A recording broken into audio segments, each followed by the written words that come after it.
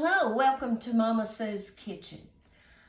I'm going to cook something for you in just a minute, but I wanted to show you a new to me stand mixer. You know I have my KitchenAid mixer and so many of y'all have asked me about it, and then you'd say, well, they're too expensive, and KitchenAid mixers are very expensive, but they're very good too.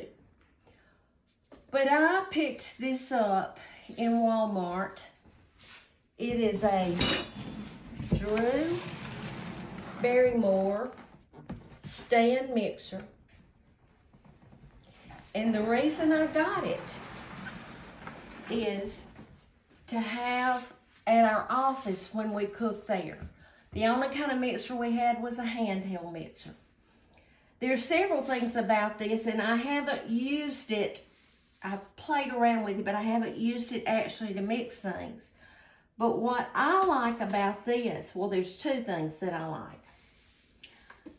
This, you can lift the beater. In my KitchenAid, now some of them you can, but in mine, you can't raise the beater. The other thing I like is this stainless steel mixing bowl. Mine is glass and it is extremely heavy. This one is light. But I'm going to take this to the office. I did get this at Walmart.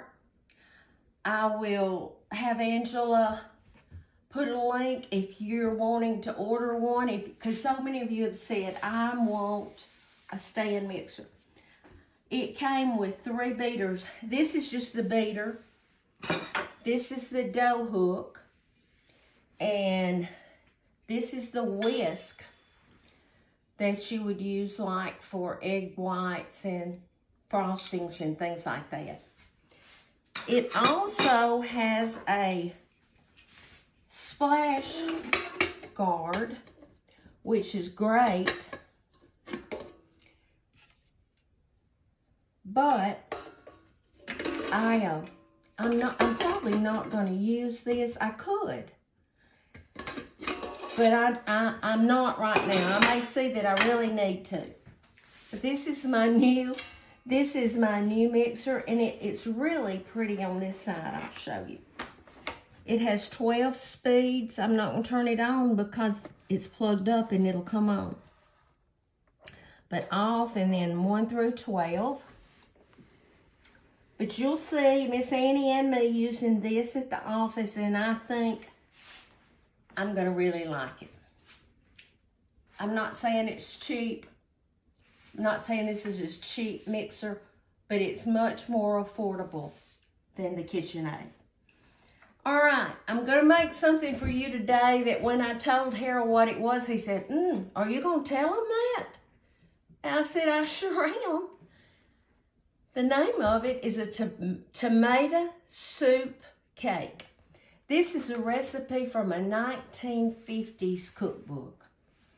And we're going to make it, and when it gets done, I'm going to cut it. And we're just going to see together how it tastes.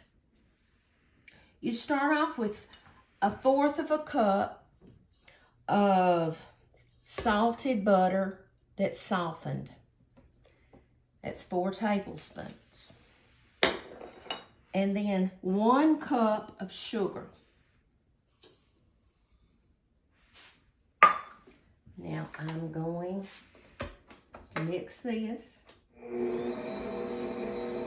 starting off soft, slowly.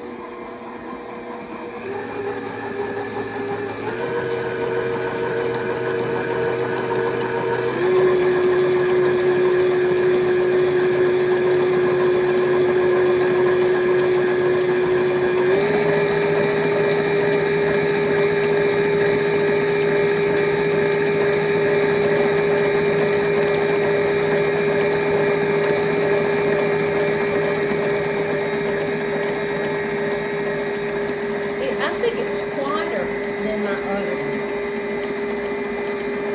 May just be me, but that's what I'm thinking. Okay, now I'm going to add to that 2 eggs.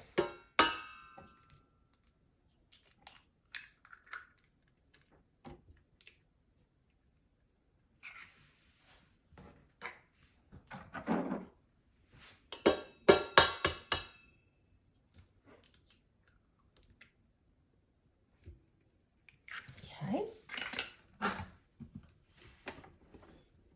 Mix that well.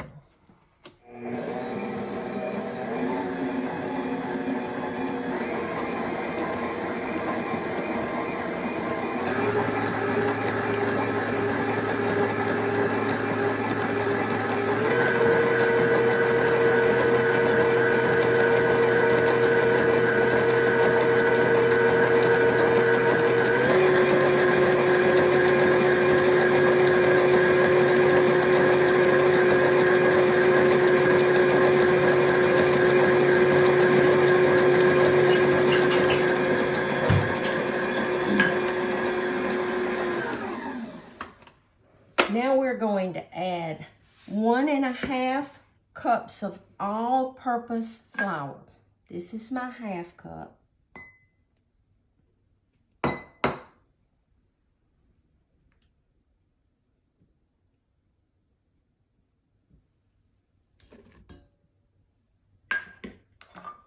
This is 1 cup.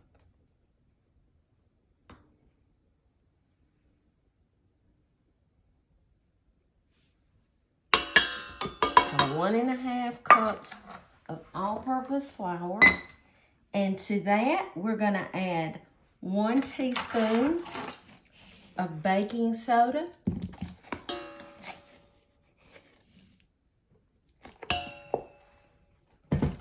1 teaspoon of baking powder.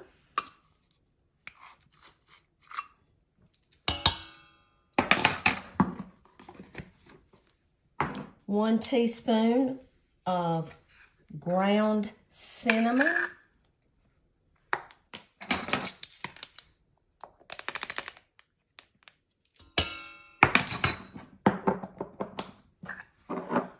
1 teaspoon of ground cloves.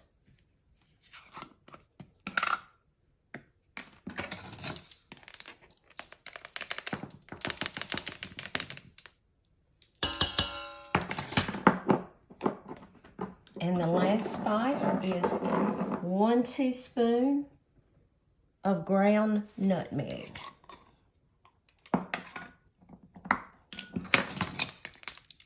Now, like I said, this is an old recipe.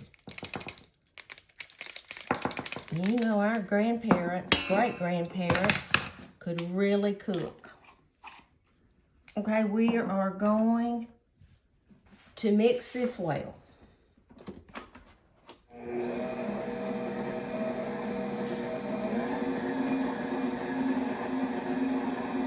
When Harold said tomato soup cake, I think he was not thinking about the spices that were going to be in it.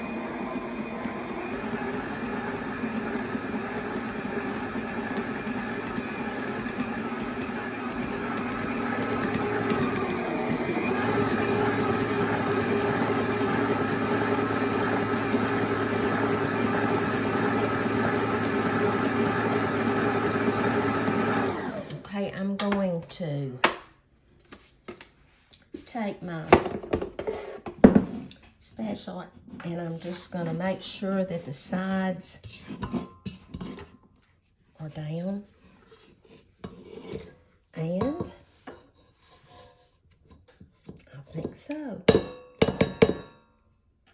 The last ingredient that I am going to put in is 1 10-ounce can of tomato soup.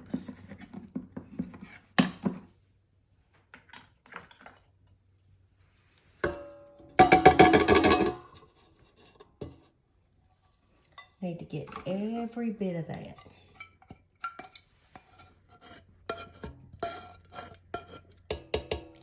Now the recipe that I am going to put on here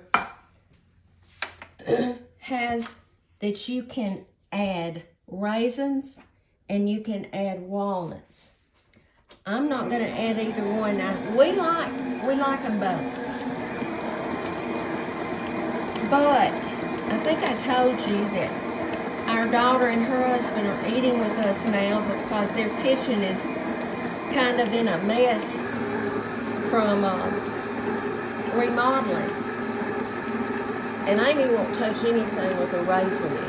Now, she'll eat something that has cranberries in it. But I'm going to leave them out because the recipe says that they're optional. I think I need to leave them out here. Yeah. Okay. Alright, just about. Let me scrape this side down because I see some tomato soup. And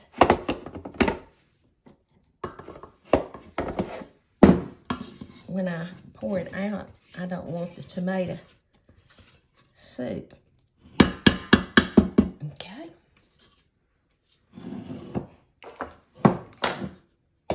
Can't wait. Now, I haven't had this, but I think it's going to be very good.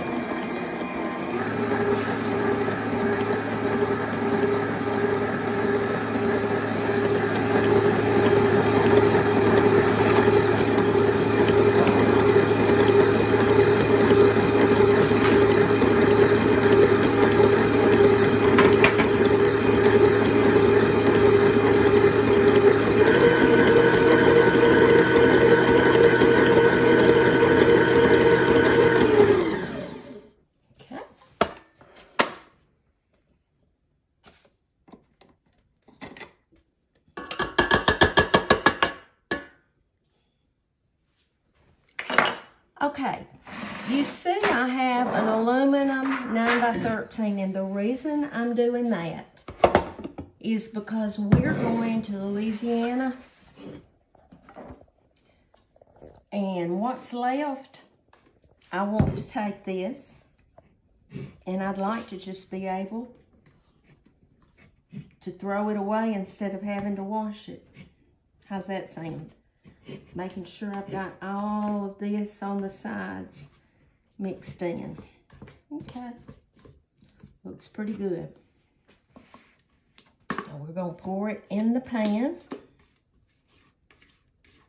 I preheated my oven to 350 degrees.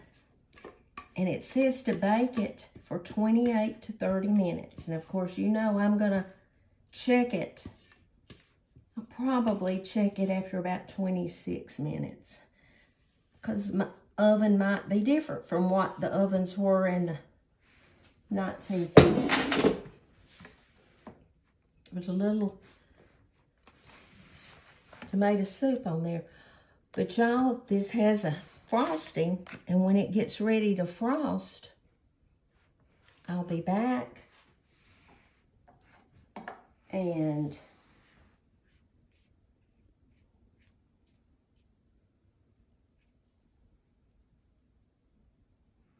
we'll frost it together. The cake baked for 26 minutes, and man, did my kitchen smell good. Smelled like spices. So we're going to make the frosting, which the recipe calls for 1 stick of butter and 1 8-ounce package of cream cheese, both softened. Okay, and 1 teaspoon of vanilla. Now this was some vanilla that I had made, and I haven't poured it into a bottle yet. So I'm going to mix that together, and I washed up my new mixer, and I'm just using the hand mixer for the frosting.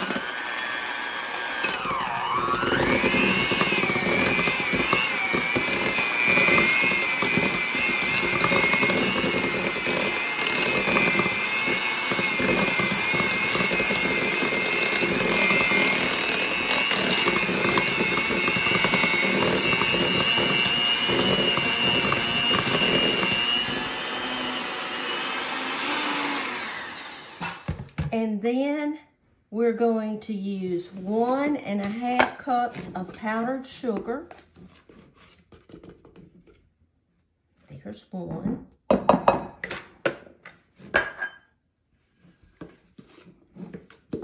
And this is 1/2. Okay.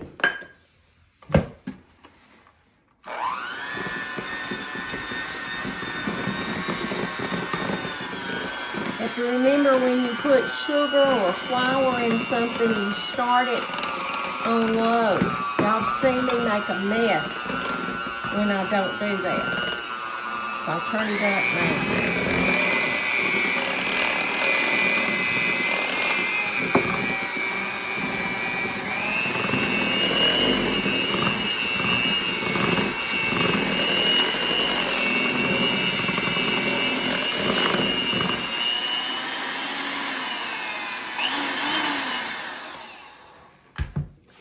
Okay. When I took the cake out of the oven, it had kind of gone to one side more than the other, and Harold asked me why, and I couldn't figure it out.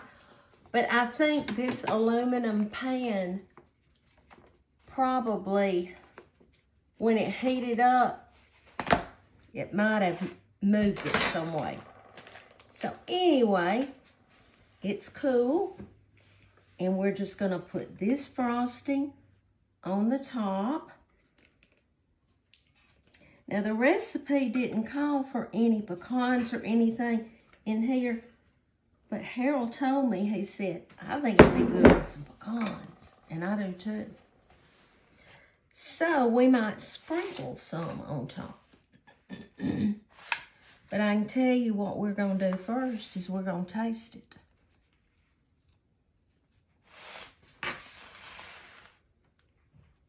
And the good thing about frosting is you can make that frosting make the cake look level. That's a good thing.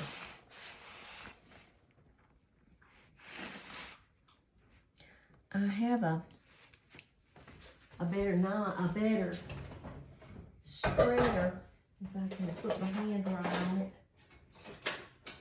If I can't. It's in the dishwasher. I don't have to have it. Probably is. But you know, I'll just make it do with this. If I was doing my layer cake, I'd have to have it.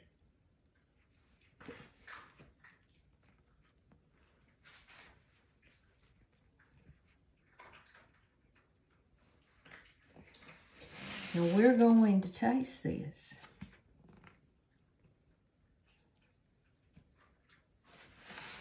And we're going to see what a 1950s tomato soup. Tell you what is this? It's a lot of frosting not to use right there. I got it. We're right there. What does it look like? It's okay. I'm finished. Thank you. I wouldn't have used it last night though. Okay, let me get a plate and get a knife.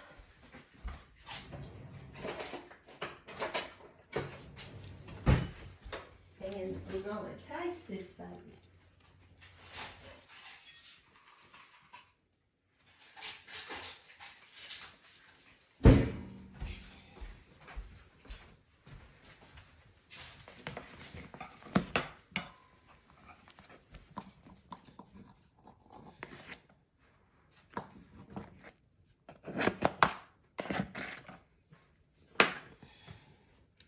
First piece is always tricky to get out.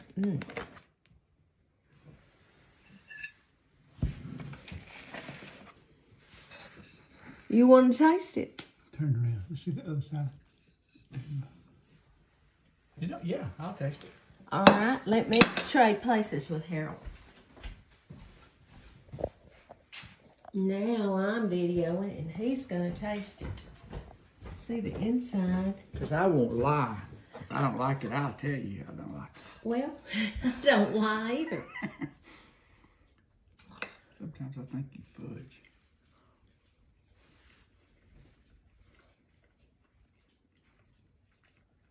I need another taste. Question. Can you taste tomato soup? What I would do, I wouldn't tell somebody it's a tomato soup cake. I'd tell them it's a cake. And then you remember how you did the mayonnaise cookies? Yeah. Don't tell them first, because it'll prejudice them. Here comes Amy. I see her coming in right there. Okay. So, but it's delicious. It's very good. Spice cake's what it tastes like. Okay. Hey, Amy, we're videoing. Can Come you get a come piece. here for Come me? get a bite of this cake. Get This it clean is- for. Yeah. Oh yeah, you do. Oh. I don't either, but listen, we just want you to taste this spice cake and What's in it is something. no, I want you to tell us it's a 1950s recipe. Go ahead. Daddy said it was very good. What is it? Tomato soup. It's good. Yeah. You would never know. I told her I No. wouldn't lie if I tasted it. Well, Sometimes I think Mama soup fudges. I do not, but this, I mean, it was, I love tomato soup, but you don't taste it in there. no, that's sort of like those mayonnaise cookies that I made that time. This was in a 1950s cookbook. So, we're so glad you joined us, but listen, I'm behind the camera. You know right me and now. Amy ain't gonna lie to you. No. You're not. But listen, since I can't tell them, what do you need to tell them that I would always say? Be salt and light. That's right. That's exactly right. Thank you for joining us, and we will be back soon.